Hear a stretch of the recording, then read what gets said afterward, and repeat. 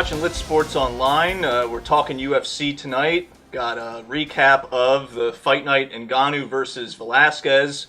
Entire card for that one. And then also the main event for the UFC Fight Night, Blachowicz versus Santos. We're also going to touch on some key retirements as well.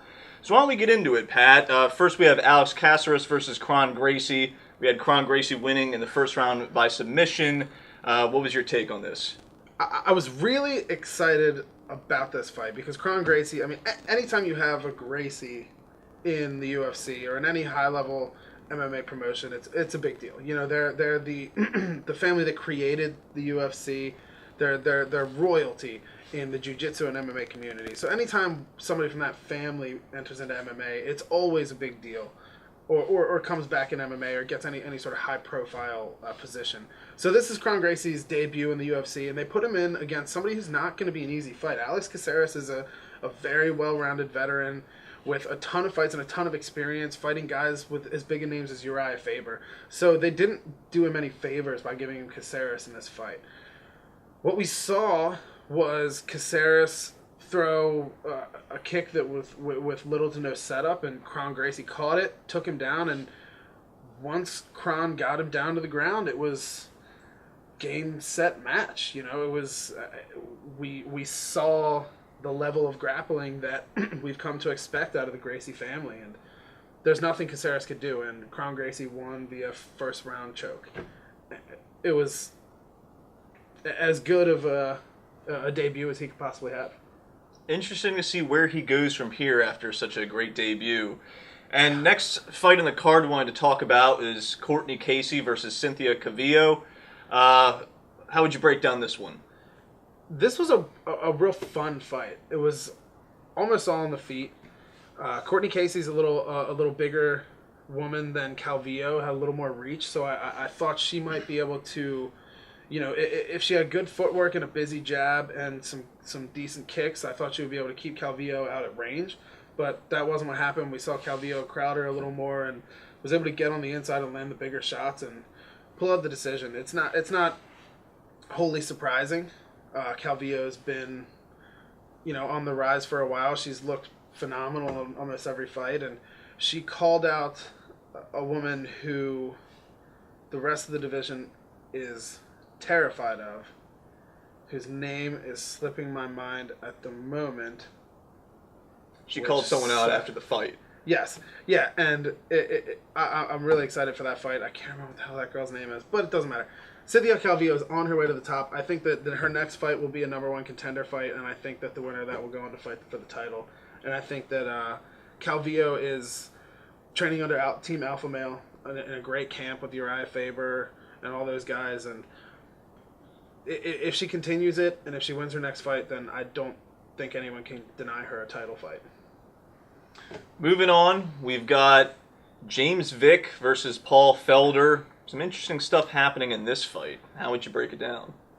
So this fight was a similar fight. It was all action. It was a mostly contested standing up. And it was a bigger guy who typically you would think would try to keep the fight at range versus Felder, who's just loves a brawl, loves to get inside, loves to just throw big, heavy shots. He throws heavy kicks, throws heavy elbows, heavy punches. Everything he does is with the intention to hurt the other guy.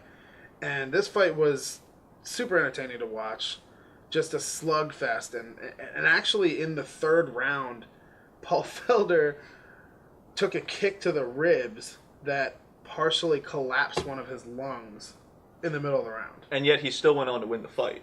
Yeah, he still went on to win the fight. Nobody had any, like, watching the fight, you would have never known that one of his vital organs was failing inside of his body while he was fist fighting another dude on television. It was insanity. I think he's still in Phoenix because he can't fly with a collapsed lung due to pressure changes. Dude is an animal. Yeah, that's just crazy that to win the fight after all that happening. Was that like relatively late in like the third round? Yeah, as far as I understand, it was a minute or two left in the third round, so he wasn't fighting for any sort of super extended period with that long, but even so, any amount of time fighting with a collapsed lung is crazy. And it was a good win for him, regardless of that crazy injury, And I think it's two guys who are kind of at the bottom end of the top 10, top 15, trying to work their way up. So it's a great fight for Paul Felder. I think he's on his way towards the top of the division. If he can stay just having these gritty, dirty fights and dragging people into brawls with him, I think he'll fare very well as he moves up. And then, of course, we want to talk about the main event for this card. We had Francis Ngannou versus Cain Velasquez, and boy, were we wrong about this one, and particularly me, because Francis Ngannou won by a first-round TKO, and it happened pretty quickly. There was a controversy, though, which I'm sure you'll get into. Yeah, Francis Ngannou continues to prove why he is the most terrifying man in MMA. Dude is, I don't know, 9 feet tall, built like an action figure, and can punch so hard that a tree would develop sentience and then also go unconscious at the same time. Cain Velasquez went in, tried to enact his game plan, threw a couple kicks, tried to throw some punches, get inside, get in the clinch, get a takedown, which is where we thought Cain would shine. We thought Cain would be able to slip some punches, get inside, get some dirty boxing on him, get him into a clinch, take him down, control him, wear him out, just grind out the fight like he has done with countless other people. But what we saw was Cain got in, went for a double leg, and ate an uppercut. So what happened when you watch the footage is he eats the uppercut, head jerks back, looks like it kind of throws him off, his legs kind of buckle a little bit, lands on his left leg a little weird, tweaks his knee because he doesn't quite have his feet under him, falls over and says his knee's shot. Ngannou lands a couple of punches. He doesn't move at all. The ref stops the fight. Velasquez afterwards says, it was a freak injury. I tweaked my knee. Ngannou didn't land anything, blah, blah, blah. But when you watch the footage, you clearly see. Well, that's the thing about it, though, is it's like, number one, didn't we already know this guy's knee was kind of messed up coming into this? Or at least he was, rehabbing it or whatever. And if you lose control of your knee during a fight, chances are the ref keeps the fight going, you're going to get fucked up anyway. So, what's his point? Yeah, I mean, it's Velasquez is constantly nursing injuries, and that's the one thing that's kept him from being the greatest heavyweight of all time, without question, is that he's just been nursing injuries for so long. He's had back injuries, knee injuries, neck injuries, everything you can imagine. The real thing here is, I think it's almost for Cain's pride, right?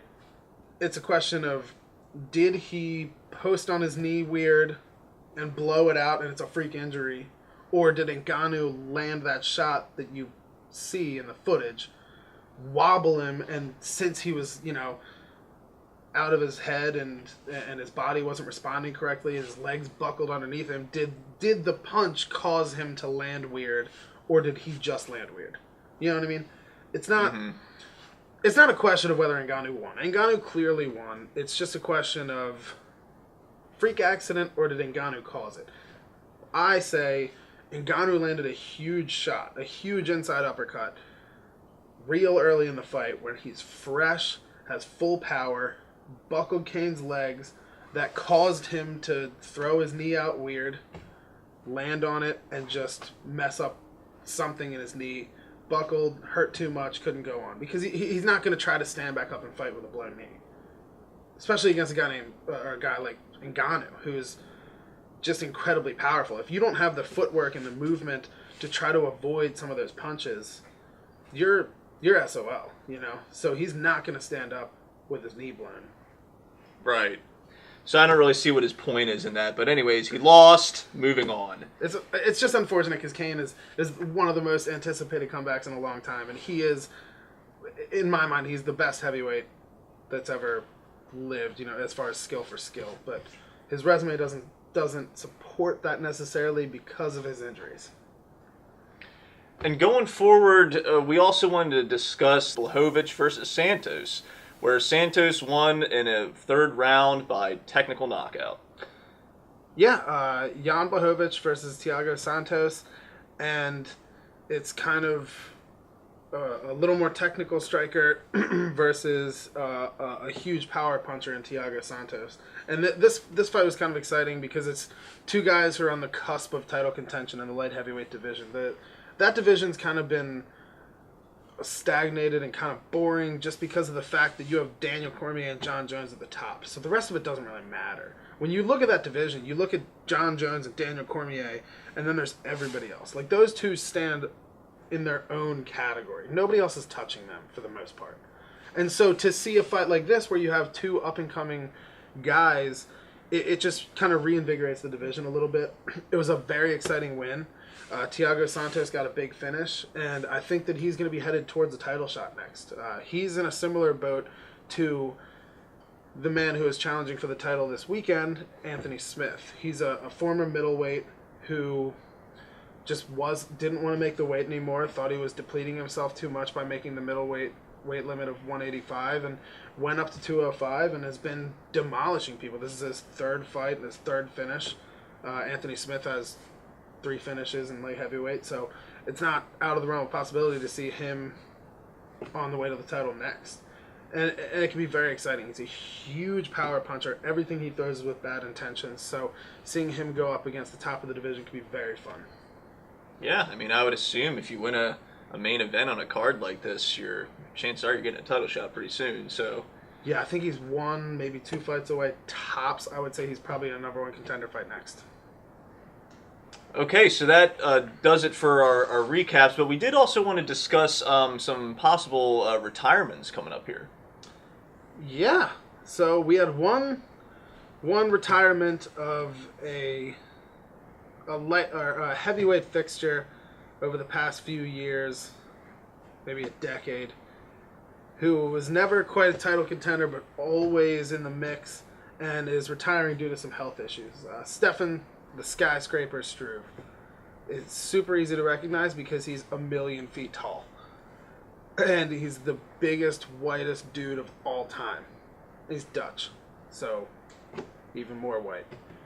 But he's he's a phenomenal fighter, man. He has a ton of submission victories, holds victories over some notable names, and especially Stipe Miocic, the former heavyweight champion, the most successful UFC heavyweight champion of all time. And he went out with a win, man. He lost his last 2 fights, then he came back, got an arm triangle, and I think it's due to his health problems. He has an enlarged heart, so he just won't get sanctioned to fight a lot, and probably shouldn't be fighting if you have heart problems, So he's had a great career, a phenomenal career. He came in as a super highly touted prospect when he was really young. I think he was 19 or 20 when he first got in the UFC, and I think that he suffered a little bit from that in the sense that his physical attributes are so insane. He's so big and his reach is so long, but he never quite used it super effectively like a John Jones would or anything like that. John Jones has an 84-inch reach, which I think is bigger than Struve's, which is insane because Struve's a foot taller. But I think that him coming into the UFC so young was both a blessing and a curse. I think, a lot of exposure, a big platform when you're very young, but I think he could have matured a little bit more and maybe had a more winning career. But nonetheless, he had a career that would be the envy of almost anyone in that division. And to see him go out on top, if this is his last fight, he says he's not 100%, but to see him go out on top is great, especially with his mind and body still intact. Oh yeah, for sure. I mean, it beats going out losing 5 of your last 5 fights. You know what I mean? Yeah, or deciding to come back at 75 years old, Chuck Liddell, and getting knocked out by Tito Ortiz. Who wants to do that, man? It's just bad looks. And so we also have the confirmed retirement of George St Pierre. Do we not? Yes, GSP, man, one of the top 3-4 pound for pound greatest of all time. I mean, George Rush St Pierre. You don't even need to say that much about his career. Everybody knows he's phenomenal. Yeah, definitely one of the more recognizable fighters. And how's he going out though? I mean, is a situation where he's kind of going out on top or not really? Yeah, dude. His last fight, he won his second weight class title. His last fight was where he came in and knocked out Michael Bisping to win the middleweight title. not much better way to go out than winning your second weight class title belt. But that fight happened a while back, didn't it? So he just kind of just now decided, you know what, I'm not going to do another fight. So that fight happened a while back. He then decided he didn't want to fight a middleweight anymore. He didn't like how he had to make the weight. He had to put on muscle to do it. It was just too big of a weight class for him. And so he vacated that title after taking it from Bisping. And then I had heard rumblings that he was going to come back at welterweight, that he was planning on coming back against Khabib Nurmagomedov at lightweight. I saw video of footage and pictures of him looking very small for GSP, where I thought he might have been trying to cut down to 155 to lightweight to try for his third title. And I think that that's what they wanted. I think that that's what he and his camp wanted, was to fight Khabib Nurmagomedov for the lightweight title and become the first ever person to possibly win 3 different weight class titles in MMA history, at least in the big organizations. And I think what happened was he was trying to negotiate that Khabib fight, and it fell through. And I think that when he realized that he wasn't going to be able to come back for anything, as what he says is the only way he wants to come back is if he does something that's astronomically huge or that's never been done before. So what that means to me is a multi-million-dollar payday against a Conor McGregor or something like that, or go for that third belt. Like, George St Pierre has nothing to prove. He's one of the greatest of all time in everyone's book.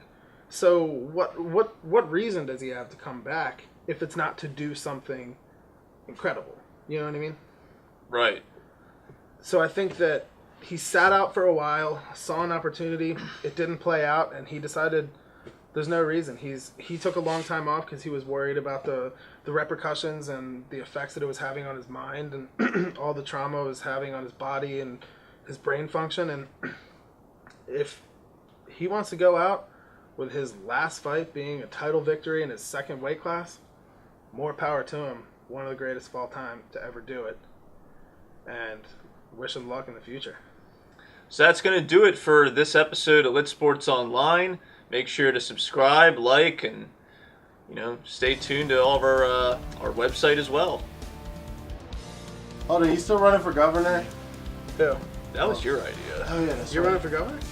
I don't think so. No, that was me. Fuck, I wanted to run for state delegate. I don't pay that close I attention. feel like I'd more likely just be your campaign manager. That's fucking awesome, dude.